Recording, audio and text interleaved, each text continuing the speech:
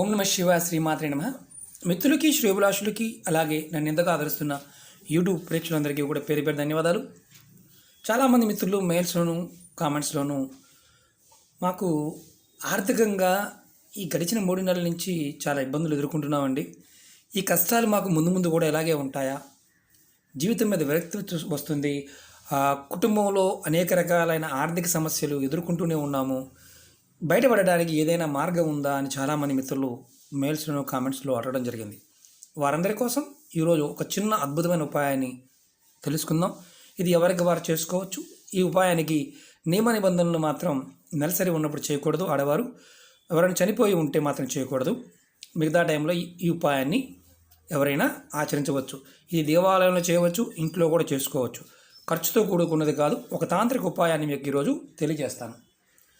మనం ఈ ఉపాయం చేయడం వల్ల మనం ఎలాంటి ఫలితాలు పొందుతాం ముందే చెప్తాను మీకు. నేను ఆర్థికంగా ఇబ్బందులు పడుతున్నారు అంటే సరైన సంపాదన లేదు, అలాగే ఉద్యోగాల్లో చాలామంది ఇప్పుడు ఉద్యోగాల్లో చాలా ఇబ్బందులు పడుతూ ఉన్నారు, అలాగే రావాల్సిన డబ్బులు రావడం లేదు, మానసికంగా ధైర్యం సరిపోవడం లేదు, మానసికంగా ధైర్యం లేదు, కుటుంబ సభ్యులతోనూ కుటుంబాలతో ఎప్పుడు ఇబ్బందులు పడుతూనే ఉన్నారు, అంతర్గత శత్రువులతో ఆర్థికంగా సమస్యలు ఎదుర్కొంటున్నారు, అలాగే కుటుంబంలో భార్యతోనూ పిల్లలతోనూ సరైన సత్సంబంధాలు లేవు అనేవారు ఎవరికైనా సరే ఈ ఉపాయం చేయడం వల్ల మెరుగుపడతాయి. అలాగే మీకు రోజు ఆదాయ వనరులు ఏదైతే ఉన్నాయో ఆ వనరులు కూడా మెరుగుపడతాయి. అంటే రావాల్సిన ఆదాయం మెరుగుపడుతుంది, రావాల్సిన డబ్బులు వస్తాయి. ఇది చిన్న తాంత్రిక ఉపాయం, చాలా అద్భుతంగా పనిచేస్తుంది. అలాగే ఇది ఏ రోజు చేయాలి, ఎలా చేయాలి మీకు తెలియజేస్తాను. మిత్రులరా, మీకు ఈ వీడియో నచ్చినట్టు లైక్ చేయండి, నా ఛానల్ సబ్స్క్రైబ్ చేసుకోండి, గంట సింబల్ని యాక్టివేట్ చేసుకోండి, 10 మంది మిత్రులకి షేర్ చేయండి. ఈ ఉపాయం మనం 5 రోజులు, పౌర్ణమికి ముందు 5 రోజులు, అలాగే అమావాస్యకి ముందు 5 రోజులు చేయాలి.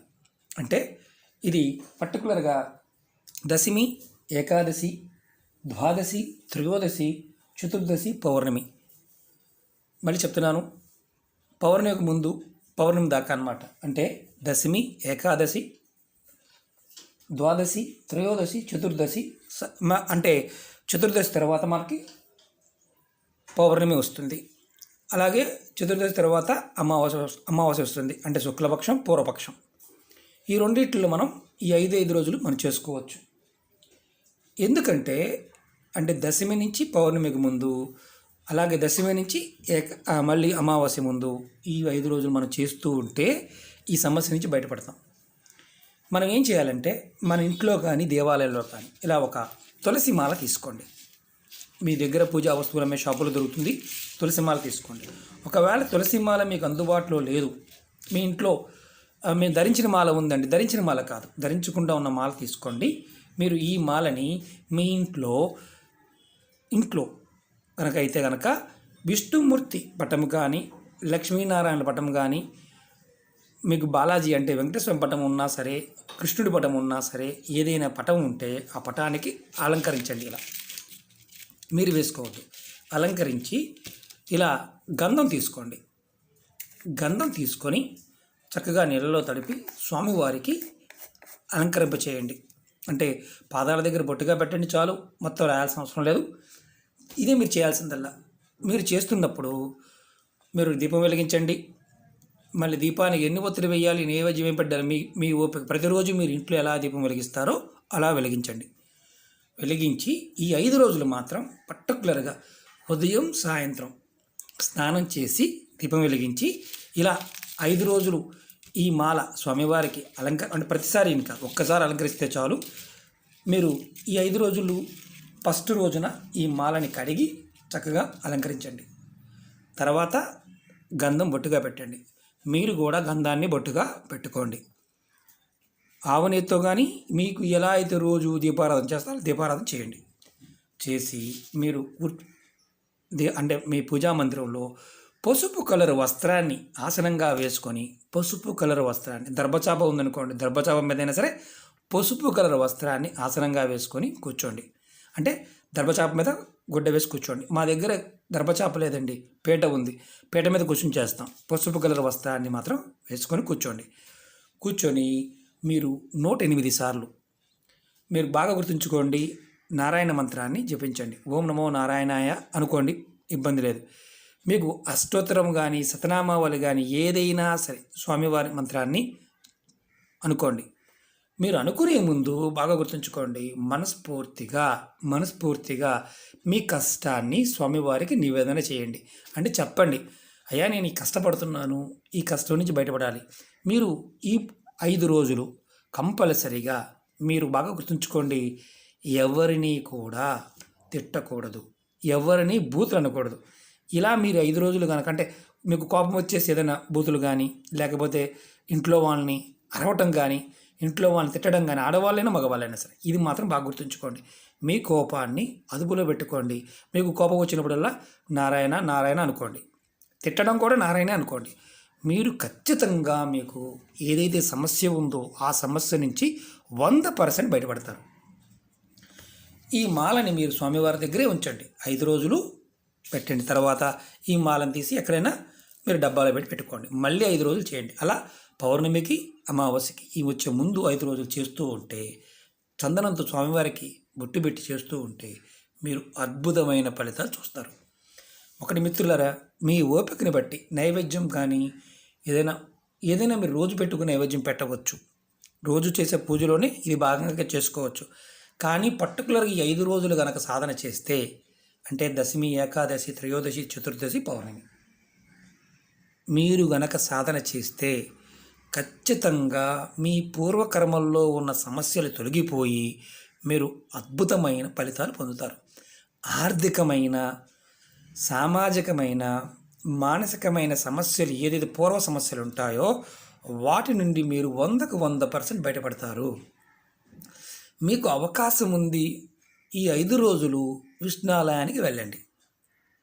అంటే రామాలయం కానీ, లేకపోతే కృష్ణాలయం కానీ, పాండురంగ దేవాలయం కానీ, అలాగే వెంకటేశ్వర స్వామి దేవాలయం కానీ, లేదు మీకు వేణుగోపాల స్వామి టెంపుల్ ఉన్న, లక్ష్మీ నరసింహస్వామి టెంపుల్ ఉన్న, మీకు అవకాశం ఉంటే 5 రోజులు ఉదయం సాయంత్రం కంపల్సరిగా దైవ దర్శనానికి వెళ్ళి దేవాలయంలో దర్శనం చేసుకున్న తర్వాత మండపంలో మీరు కాసేపు ఉండి స్వామివారి మంత్రాన్ని 108 సార్లు మనసులో అనుకోండి. అనుకునే ముందు నేను ఈ కార్యార్థినై ఆర్థిక సమస్యల వల్ల, కుటుంబ సమస్యల వల్ల, అప్పులతోనూ వ్యాపార అభివృద్ధి వీళ్ళు ఇబ్బంది పడుతున్నాను, అంతకుముందు బాగుంది ఇప్పుడు బాగోలేదు, ఇబ్బంది పడుతున్నాను, నా సమస్యను తొలగించని మనస్ఫూర్తిగా ఒక్క 5 నిమిషాల సేపు మీరు తలుచుకోండి. దేవాలయంలో ఉండి ఖచ్చితంగా మీకు మంచి మార్పులు వస్తాయి. ఇది ఇంటి దగ్గరైనా చేసుకోవచ్చు, వీలైన వారు మాత్రం అక్కడికి వెళ్ళైనా చేసుకోవచ్చు. అలాగే ఆడవారైనా సేమ్ ఇలాగే చేసుకోవచ్చు. బాగా గుర్తుంచుకోండి, 5 రోజులు మీరు ఎవరిని తిట్టవద్దు. ఎవరిని అంటే నోటికి వచ్చినట్టుగా మనం బూతులు మాట్లాడుతుంటాం కదా, కుటుంబ సభ్యులైనా సరే, అది చేయకూడదు. ఈ 5 రోజులు కనుక మీరు చేయకుండా ఉంటే మీరు నెక్స్ట్ వీక్, అంటే ఈ 5 రోజులు చేసాం, పౌర్ణమికి ముందు 5 రోజులు చేసాం, అమావాస్యకి ముందు 5 రోజులు చేసాం, ఈ నెల రోజుల్లో అంటే 41 రోజుల కాల పరిధిలోనే మీరు అద్భుతమైన ఫలితాలు చూస్తారు. ఒకవేళ ఏదన్నా ఉద్దేశపూర్వకంగా కానీ, లేకపోతే ఎవరు రెచ్చగొట్టారు అనేసామండి అంటే ఎలాంటి ఫలితాలు రావు మిత్రమా. జాగ్రత్తగా మీరు గుర్తుంచుకోండి. కోపాన్ని మీరు ఆ టైంలో ఒకవేళ తిట్టాల్సి వచ్చింది, నారాయణ అనండి, తిట్టమాకండి, నారాయణ అనుకోండి. ఈ 5 రోజులు ఇలా ప్రయత్నం చేసి చూడండి, మీరే నాకు చెప్తారు. ఎలాంటి సమస్య అయినా సరే, ఆర్థిక సమస్య, మానసిక సమస్య బయటపడతారు. ఇక్కడ గెలవాల్సింది మనం ఏంటంటే ఒకటే ఒక విషయం, కోపాన్ని, ద్వేషించడాన్ని మనం గెలవాలి. ఒకవేళ మన ద్వేషపూరితంగా, అంటే ఒకవేళ శత్రువులు ఉన్నారండి, వాడు మమ్మల్ని ఇబ్బంది పెడుతున్నాడండి, వాడిని 5 రోజులు నారాయణగా చూడండి, శత్రువును కూడా శ్రీమన్నారాయణగా చూడండి. వాడు కనిపిస్తే నమస్కారం పెట్టండి, నారాయణ అనండి ఈ 5 రోజులు. ఇలా నియమంగా, ఇంకా ఆహార నియమావళి కానీ, లేకపోతే ఇంకా భార్యాభర్తల సంగమం పాయింట్ ఆఫ్ వ్యూలో కానీ ఎలాంటి నిబంధనలు లేవు. నెలసరి ఉంటే మాత్రం చేయవద్దు. అలాగే ఎవరైనా మరణించి ఉండి పెద్ద కర్మ అవ్వకుండా ఉంటే మాత్రం చేయవద్దు. ఒకవేళ మీరు మరణించిన వారు ఎవరైనా సరే, అంటే కుటుంబ సభ్యులు ఎవరైనా మరణించి ఉంటే మాత్రం దేవాలయానికి వెళ్ళవద్దు, ఇంట్లో చేసుకోండి. ఇది బాగా గుర్తుంచుకోండి. ఓకే మిత్రులారా, చాలా చిన్న ఉపాయం, కానీ తులసి మాల అలంకరణ మాత్రం మర్చిపోవద్దు. మీకు లేకపోతే, అంటే అదమంలో అదమని చెప్తున్నాను, లేకపోతే మాత్రం మామూలుగా చేసుకోండి. చందనం మాత్రం బొట్టుగా పెట్టండి, పాదాలకు పెట్టండి. చక్కగా మీరు ఇంకేవేమి చేయాల్సిన అవసరం లేదు, జపం చేస్తే చాలు. ఆయన మంత్రాన్ని ఆయన తలుచుకుంటే 5 రోజులు అద్భుతమైన ఫలితాలు చూస్తారు. ఓకే మిత్రులారా, ఖర్చు లేకుండా చిన్న ఉపాయాలు ముందు మీకు చెప్తాను. ఎలా ఏంటంటే కొన్ని మంత్రాల ద్వారా కూడా చేసుకోవచ్చు, జపం ద్వారా చేసుకోవచ్చు. మీరు మీ కులదైవాన్ని, మీ ఇష్టదైవాన్ని ఎప్పుడు తలుచుకుంటూ ఉండండి, నివేదన చేయండి. ఉదయాన్నే లేచిన తర్వాత కూడా మీ ఇష్టదైవాన్ని, కులదైవాన్ని తలుచుకుంటూ ఉండండి. మార్పులు ఆటోమేటిక్గా వస్తాయి. ఎలాంటి భయము అవసరం లేదు. ఓకే మిత్రులారా, ఈ వీడియో నచ్చినట్టు లైక్ చేయండి, నా ఛానల్ సబ్స్క్రైబ్ చేసుకోండి, గంట సింబల్ని యాక్టివేట్ చేసుకోండి, 10 మంది మిత్రులకు షేర్ చేయండి. ఓం నమః శివాయ, శ్రీమాత్రే నమః.